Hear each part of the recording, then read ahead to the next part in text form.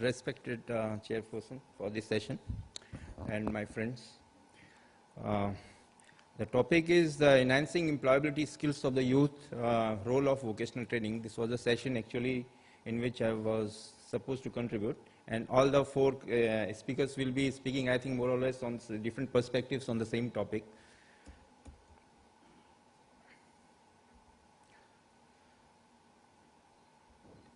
The first slide which I want to just show is how India is favorably placed in the international level as far as its demographic pattern is concerned.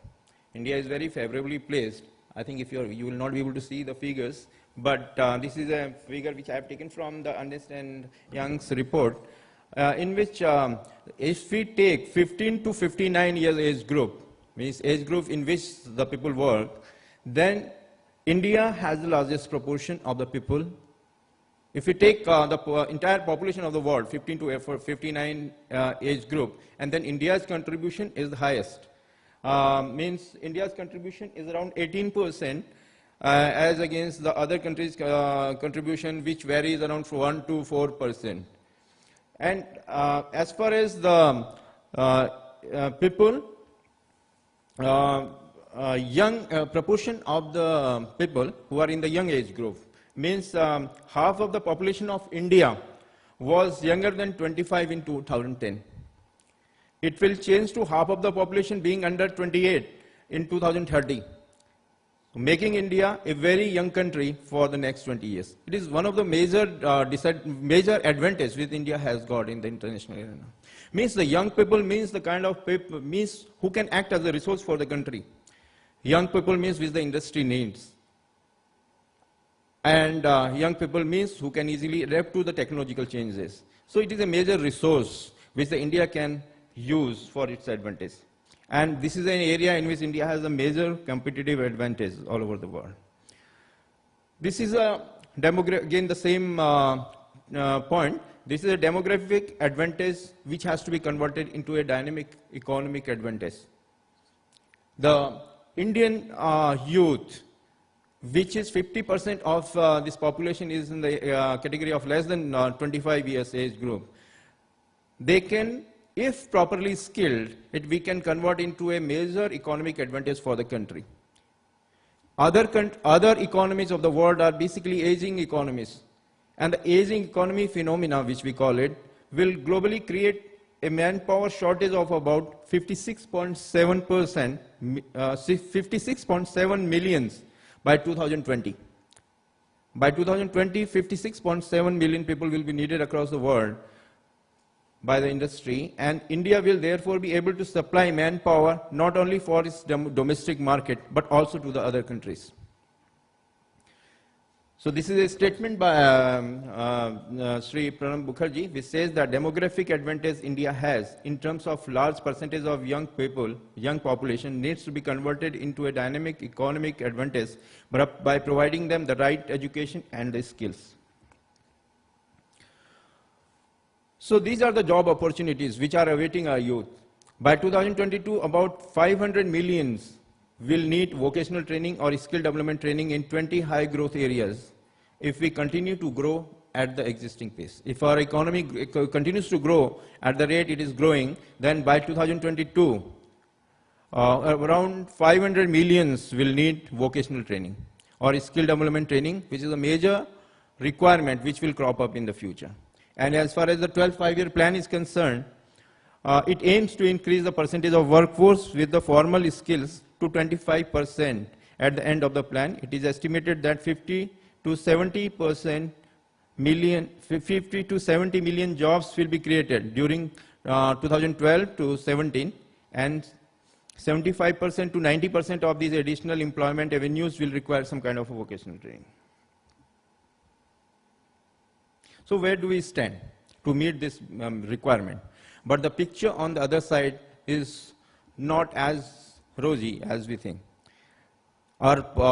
This huge population of the young people in our country is not properly educated. They are not properly skilled.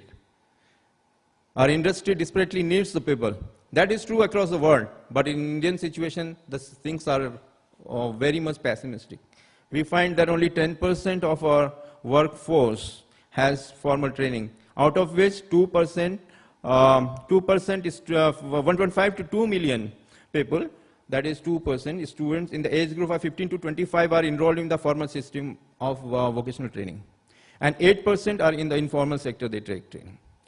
And this figure is 80% in Europe, 60% in East Asian countries like Malaysia, Korea, and Taiwan. So that is the state of affairs we have. According to, you will not be able to see, I think, the figures here, but according to the NASSCOM McKinsey report, the Indian industry will face its biggest challenge ever, a talent shortage of 3.1 million knowledge workers across industry by 2010, compounded by the fact that only 25% of the fresh engineers and a mere 10% of the fresh graduates are actually employable. Only 10% of the fresh graduates are employable, and 25% of the fresh engineers are employable. The situation is therefore grave, but it can be addressed through a solution that empowers youth. Talent, as far as the talent shortage is concerned, as I told you, that because of our young people not being properly educated, means not being properly skilled as per the requirements of the industry, we have severe talent shortage. Our industry desperately needs people who need to be skilled as per their requirements. There are vacancies available in the industry. They are finding it difficult to find talent, but on the other side, we have the huge unemployment of even skilled people who are not as per the requirements of the industry. 34% employers continue to experience difficulties filling the vacancies even during the period of crisis due to lack of requisite skills. India, this percentage is 48%. Even in other countries, that was the issue. Japan, 81%, Australia, 50%. The major reason is that the industry, whatever skills the industry needs, and the people who are looking for those places, they don't have the technical competencies and the soft employability skills as per their requirement. So this is a major skill gap. The World Bank report, as far as India is concerned, the relative supply of workers with technical and vocational skill has declined. This may be due to the fact that the workers with technical and vocational qualifications do not have the skills that meet the labor market needs, often because of the poor quality of training provided to them. This is the World Bank report which emphasizes that this is the... So what are the challenges? The major challenge, therefore, which emerges is the employability of our youth, the kind of skills which are to be given to them. As Dr. Kalam has said, that it is not unemployment that is the major problem. It is a question of unemployability that is a major crisis in today's era now. So what does the employability mean? At the ILC in the 88th session, it defines the employability to encompass all the skills, knowledge, and competencies that enhances a worker's ability to obtain and retain a job, cope with the change, and enter the labor market more easily at different periods of life cycle. The resolution concerning human resources training and development of ILO brought attention to the fact that individuals are more employable when they have, among others, broad-based education and training, basic and portable, high-level skills, including teamwork, problem solving, information and communication technologies, and language skills. And then there is informal sector poses a major challenge. 95% of the employment by 2012, it should have been 2022 actually, that's a typing mistake. 95% of the employment will be generated by 2022 in the informal sector. That shows the importance of the informal sector in our country. The kind of the training requirements of the informal sector, where most of the workers don't have any training. That continues to affect our industry. Annual intake, as far as our infrastructure is concerned, annual intake of the workforce is 12 million. Mostly unskilled. And the current capacity is 4 million. So what we should aim at is that the training capacity of minimum 15 million, considering the fact that some proportion of the existing workforce also needs training. Then who are the training potential target groups? The first is the major target group that comes from the dropouts of our schooling system. As far as the dropouts are concerned, over 52% of those who enroll in the school education in the grade 1 drop out after grade 10 in India. 52% drop out. All those people who take admission in the first grade, and by the time they pass, they reach the 10th scale, 10th standard, 52% of them drop out.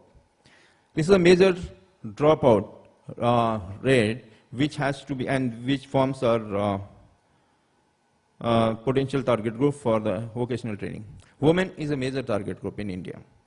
Many skills are there who are culturally and historically associated with a specific gender in India. For instance, the females perform a certain kind of vocational work, like home science related work or the secretarial work, that most of the time it goes to women. And the construction work generally goes to a male. There is a major gender bias in the kind of vocational skills pattern. 78% of the women in the age group 24 to 59, they form our target group. Scheduled caste, scheduled tribe population living in remote areas who are struggling for the bare survival, where the agriculture is heavily on decline, they form our target groups. And how to reach them? One minute, please. Yeah. Yeah. Okay. And then we have to think then how we can meet this huge requirement of 500 million skilled people in 10 countries in 10 years. Why vocational training is not considered respectable for the target group? Is our training system accessible to our potential target group? Is our youth sensitized about the vocational training? Do we have the adequate information and career guidance systems for them? And all these questions we have to aim at. This is what the vocational educational training looks like, the issues which discourage the learner and issues which discourage our employers. Ultimately, what we see is that the innovation and flexibility is the key to our success. This is a very important slide which shows about the areas in which our vocational training system should focus now. And one of the major areas which I think that open and distance learning system are the major system which is capable of handling these issues. Indira Gandhi National Open University, where I have been working for the last 23 years, they have been focusing in a big way for the vocational training programs to open and distance learning systems. Areas in which the ODL has been performing a role and which it can, people have agreed that these are the areas in which the ODL system can meaningfully intervene is the training material development, the audiovisuals development, the requirements of the informal sector can be met, enhancing the reach, skill certification, continuing training requirements, and to enhance reach through the mobile skill development center which the IGNOU is capable of doing. This is the road ahead for us. The main thing which our vocational training system needs to respond is to make the vocational education socially acceptable. That's the first thing. So, because there are so many speakers. Yeah, please. This is just the last slide. Conclusion. This is the last slide. Then the vocational system needs to be socially acceptable. That's because the people don't find it valuable for them. This is the major point. And that's the reason why it is not able to attract the best talent.